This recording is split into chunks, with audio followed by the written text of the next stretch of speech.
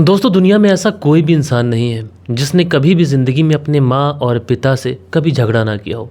कभी ना कभी किसी छोटी मोटी चीज़ को लेकर माँ और पिता से झगड़ा हो ही जाता है, लेकिन बाद में इंसान को ये रियलाइज़ होता है कि उसने अपने मॉम एंड डैड से जो झगड़ा किया है वो बिल्कुल बेवजह है और उसे अपने मॉम एंड डैड से माफ़ी मांगना चाहिए, क्योंकि माता पिता की इम्पोर्टेंस जो होती है ज़िंदगी में बहुत ज़्यादा होती है। इसलिए इंसान अपनी मिस्टेक को, अपनी गलतियों को स्वीकार करता है और उसके बाद में जाकर अपनी माता पिता से माफ़ी मांग लेता है। लेकिन दोस्तों क्या हो कि अगर किसी इंसान का ईगो उसके माता पिता से बढ़कर हो जाए, क्योंकि आज की जो कहानी मैं आप लोग को सुनाऊंगा ये कहानी इस बात का जीता जागता उदाहरण है। लेकिन दोस्तों कहानी में मैं आगे बढ़ूं उससे पहले आप सभी लोगों से एक रिक्वेस्ट के तौर पर एक बात कहना चाहता हूं।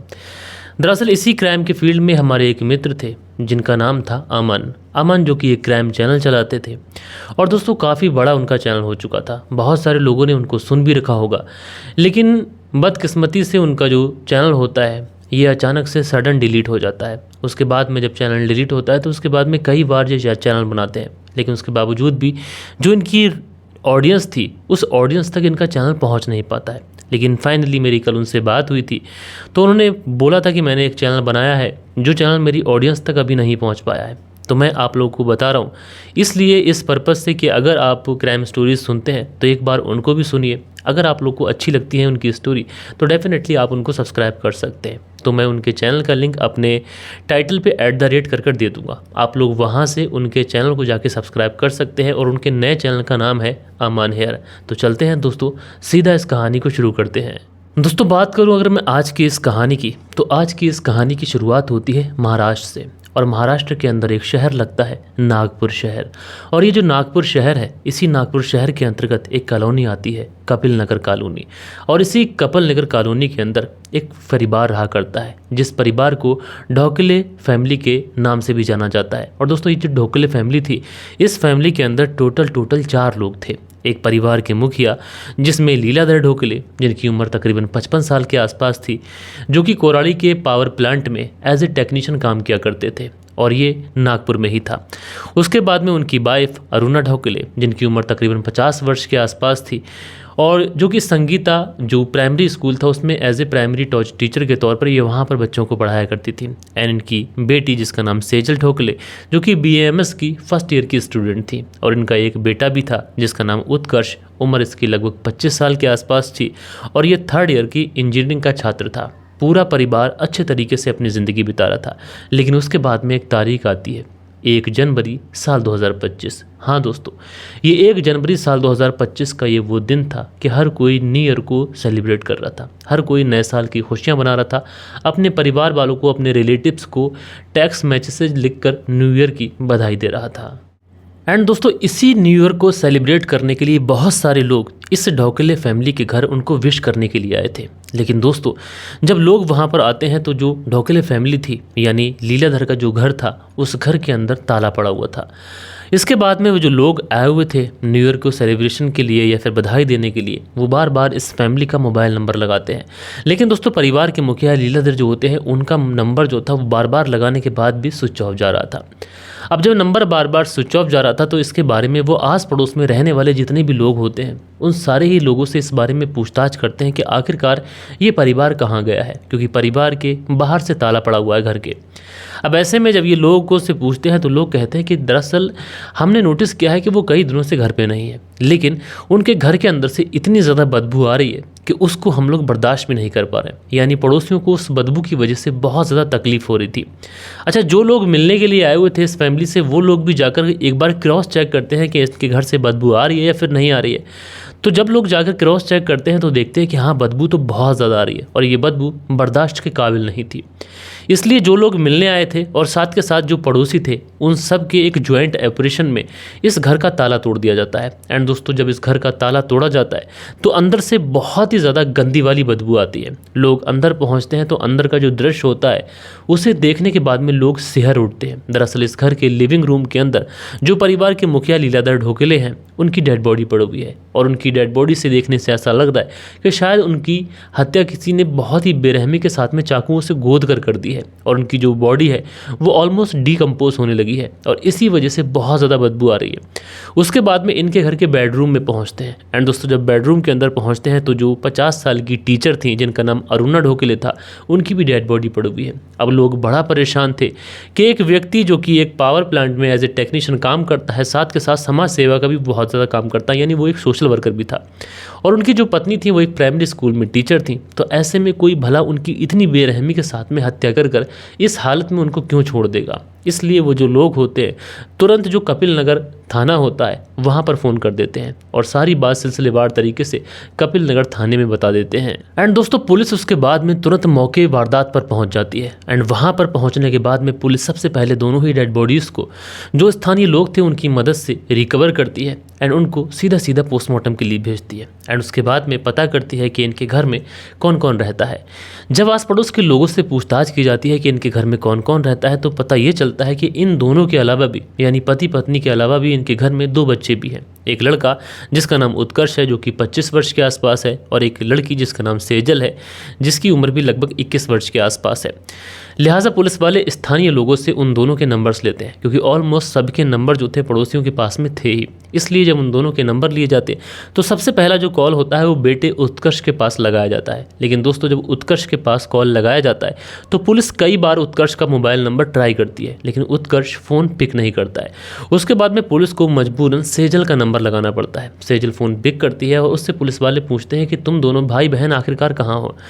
तो वो दोनों बताते हैं, यानी कि सेजल पुलिस को बताती है कि हम यहाँ से तकरीबन 20 किलोमीटर दूर अपने अंकल्स के यहाँ पिछले 5-6 दिनों से हम दोनों भाई बहन रह रहे हैं। अच्छा, पुलिस जो थी वो दोनों को वहाँ से सीधा इस कपिल नगर पुलिस थाने लेके आ जाती है, लेकिन शुरुआत में उनको नहीं बताया गया था कि आखिरकार हुआ क्या है। एंड दोस्तों वहाँ पे लाने के बाद में जब इन दोनों के माता पिता के बारे में बताया जाता है कि डिटेल में कि इस तरीके से तुम्हारे मॉम एंड डैड्स के साथ में हुआ है, तो दोनों जो भाई बहन थे ये पूरी तरीके से कम्प्लीटली टूट जाते हैं। दोनों रोने लगते हैं। सेजल तो बहुत बुरी तरीके से रोने लग जाती है। सेजल को तो यकीन ही नहीं हो रहा था कि आखिरकार उनकी फैमिली के साथ में ये क्या हो गया है। एंड उसके बाद में पुलिस वाले इन दोनों से या फिर सबसे पहले सेजल से पूछताछ करते हैं। पुलिस वाले सबसे पहले जब सेजल से पूछताछ करते हैं तो सेजल से पहला सवाल पुलिस वालों का ये रहता है कि तुम ये बताओ कि दोनों भाई बहन आखिरकार तुम अपने घर से 20 किलोमीटर दूर बैलबाड़ा में अपने चाचा के यहाँ 5-6 दिन के लिए क्यों आए थे।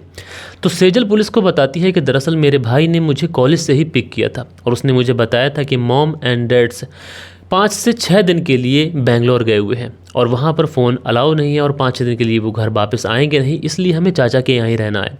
उसके बाद में मैं चाचा के यहाँ आ जाती हूँ और हम लोग चाचा के यहाँ ही रहने लग जाते हैं। लेकिन पापा ने भी मुझे मैसेज करके बताया था कि हम लोग बेंगलोर आए हुए हैं और यहाँ पर फ़ोन अलाउ नहीं है, इसलिए बेटा तुम अपना ख्याल रखना। अब उसके बाद में जब पुलिस वालों को ये बात पता चलती है कि सेजल के पिता ने सेजल को खुद मैसेज किया था, तो पुलिस वाले सेजल से पूछते हैं क्या तुम्हारे पास चैट्स अवेलेबल है। तो सेजल बताती है कि हाँ मेरे पास चैट्स मौजूद है। उसके बाद में सेजल जो थी वो व्हाट्सएप की चैट अपने पिता की दिखाती है। तो जो व्हाट्सएप की चैट थी उससे जो मैसेज आया था वो 29 दिसंबर साल 2024 को आया था, यानी बात साफ थी। डेड बॉडी मिली थी 1 जनवरी साल 2025 को और मैसेज आया था 29 दिसंबर साल 2024 को, यानी एक डेड बॉडी को डिकम्पोज होने में कम से कम 6 से 7 दिन का वक्त चाहिए। अब ऐसे में 29 दिसंबर को मैसेज आता है, 1 जनवरी को डेड बॉडी मिलती है और डेड बॉडी भी पूरी तरीके से डिकम्पोज होने लगी थी।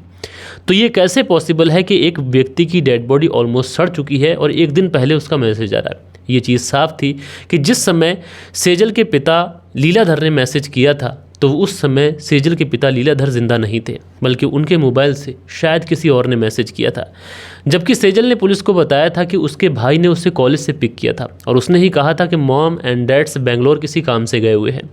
ऐसे में पुलिस को ये डाउट होता है कि सारी चीज़ें उत्कर्ष से ही शुरू हो रही हैं, यानी उत्कर्ष ही ऐसा वो इकलौता व्यक्ति था जिसने अपनी बहन से कहा था कि मॉम एंड डैड्स बेंगलोर गए हुए हैं और उसने ही अपनी बहन को कॉलेज से पिक कर अपने चाचा के यहाँ लेके आया हुआ था। इसलिए पुलिस वाले 29 दिसंबर वाले दिन के सेजल के पिता लीलाधर की मोबाइल की लोकेशन निकालते हैं। एंड दोस्तों जब लोकेशन निकाली जाती है तो लोकेशन जो थी ये सेजल के चाचा के घर के पास में ही, यानी कि जो बैलबाड़ा इलाका है वहीं की बताती है। अब सारी चीज़ें क्लियर थी क्योंकि दोनों भाई बहन जो थे वो यहीं पर रुके हुए थे। एंड दोस्तों उत्कर्ष को देखने के बाद में पुलिस को ऐसा भी नहीं लग रहा था कि उत्कर्ष को किसी भी चीज़ से कोई सदमा लगा हो या कोई शौक लगा हो। उसे देखने के बाद में ऐसा लग रहा था कि उत्कर्ष बहुत ज़्यादा रिलैक्स है और शायद उसे इन चीज़ों के बारे में पहले से ही पता है। उसके बाद में पुलिस वाले जो थे वो उत्कर्ष से पूछताछ करते हैं। उत्कर्ष से जब पूछताछ करते हैं और सारे एविडेंस उसके सामने रखते हैं, कहते हैं कि जो भी चीज़ें हमें मिली हैं वो सारी की सारी चीज़ें तुम्हारे खिलाफ हैं। लेकिन उत्कर्ष पुलिस वालों को अलग ही कहानी बताता है।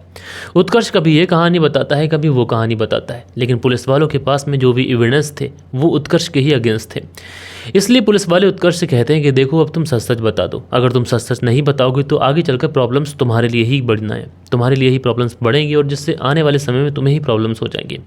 तो ऐसे में उत्कर्ष जो था पुलिस के सामने रोने लग जाता है और उसके बाद में बताता है कि हाँ, मैंने ही इतनी बेरहमी के साथ में अपनी माँ और अपने पिता का कत्ल किया है। अब जैसे ही ये बातें पुलिस के सामने बताता है तो पुलिस बड़ा हैरान होती है। उसके बाद में उत्कर्ष से पूछती है कि आखिरकार तुमने अपनी माँ और अपने पिता का कत्ल क्यों किया। तो उत्कर्ष बताता है कि वो पिछले 6 सालों से इंजीनियरिंग की डिग्री कर रहा था। अमूमन किसी भी इंजीनियरिंग की डिग्री को करने के लिए तकरीबन 4 साल की ज़रूरत होती है, लेकिन उत्कर्ष पिछले 6 साल से इंजीनियरिंग की डिग्री कर रहा था।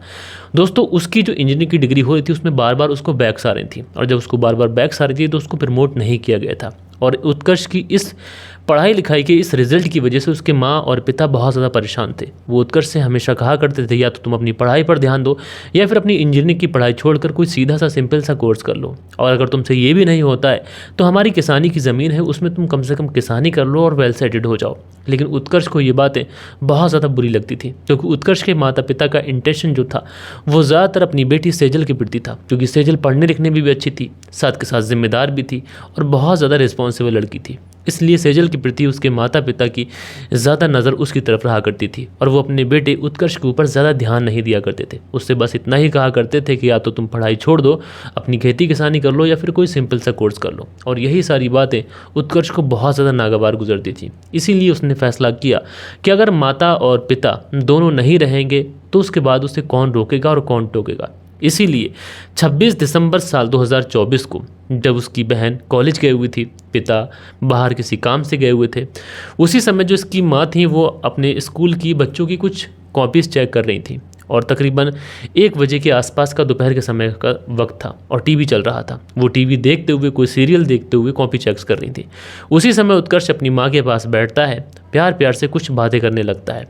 कभी माँ का गले पे हाथ रखता तो कभी उसके सिर दबाने की कोशिश करता। माँ जो थी वो सोच रही थी कि बस बेटा ही तो है, लेकिन उत्कर्ष जो था वो इतनी बेरहमी से टीवी का आवाज़ बढ़ाकर अपनी माँ का गला दबाता है कि माँ को सांस भी नहीं आती है। और उसके बाद में उसकी माँ जो थी वो आखिरी सांस लेती है। उसके बाद में ये अपनी माँ की डेड बॉडी को उसी कमरे के अंदर छोड़ता है, बेडरूम के अंदर, और उसके बाद में अपने पिता का आने का इंतज़ार करने लगता है। शाम के तकरीबन 5 बजे के आसपास से लीलाधर ढोकले भी घर पे आते हैं एंड उसके बाद में वो अपने रूम में सीधा जाते हैं और उत्कर्ष जो था वो पानी लेने के बहाने किचन में जाता है एंड वहीं से एक चाकू भी उठाता है एंड पानी लेकर ये अपने पिता के रूम में जब पहुँचता है तो पानी देता है और उसके बाद में चाकू से अपने पिता के ऊपर हमला कर देता है। वो इतनी बार चाकू अपने पिता के मारता है जिसकी वजह से बहुत सारे खून के छींटे दीवारों पर पड़ गए थे और उसके पिता भी आखिरी सांस लेते हैं।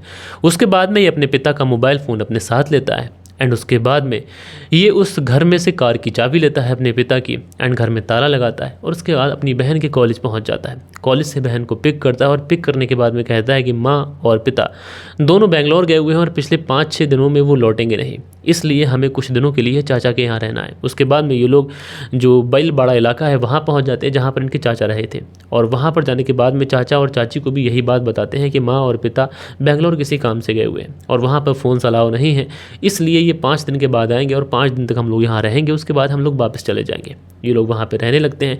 लेकिन इस दौरान जो उत्कर्ष था ये अपनी बहन को अपने पिता की कार से डेली कॉलेज ड्रॉप किया करता था और जब तक उसका कॉलेज ख़त्म नहीं हो जाता वहीं पर इंतज़ार करता, उसके बाद उसे लेके आता क्योंकि उसको डर था कि बहन गलती से भी घर ना पहुँच जाए। लेकिन दोस्तों उत्कर्ष ये सब कुछ कर रहा था, लेकिन इसकी प्लानिंग क्या थी? ये अपने चाचा के यहाँ 5-6 दिन के लिए गया था, अपनी बहन को भी डेली लेके जाता और डेली लेके आता। लेकिन इसको क्या लग रहा था कि घर के अंदर डेड बॉडी पड़े पड़े डिकम्पोज हो जाएंगे और किसी को कान कान खबर नहीं लगेगी। लेकिन बहन बार बार अपने भाई से ये पूछती थी कि पिता का कोई कॉल आया, कोई मैसेज आया, तो इसको लगता है कि शायद बहन बहुत ज़्यादा परेशान हो रही है। इस वजह से 29 दिसंबर को ये अपनी पिता के मोबाइल से बहन को मैसेज करता है कि हम लोग जल्दी लौट आएंगे। लेकिन दोस्तों जब 1 जनवरी साल 2025 का दिन आता है और बहुत सारे लोग जो न्यू ईयर सेलिब्रेट कर रहे थे तो वो हैप्पी न्यू ईयर बोलने के लिए इस ढोकले फैमिली के घर पे भी जाते हैं और उसी समय इस पूरे केस का खुलासा हो जाता है। यकीन मानिए दोस्तों, जब इस पूरे केस का खुलासा हुआ था तो हर कोई इस केस के बारे में बात कर रहा था। तो दोस्तों, आप लोग इस पूरी कहानी के बारे में क्या सोचते हैं, कमेंट्स करके ज़रूर से ज़रूर बताइएगा। बाकी दोस्तों, मिलते हैं कल के दिन किसी और स्टोरी के साथ में। जब तक के लिए अपना ख्याल रखें, देश का ख्याल रखें। जय हिंद, जय भारत।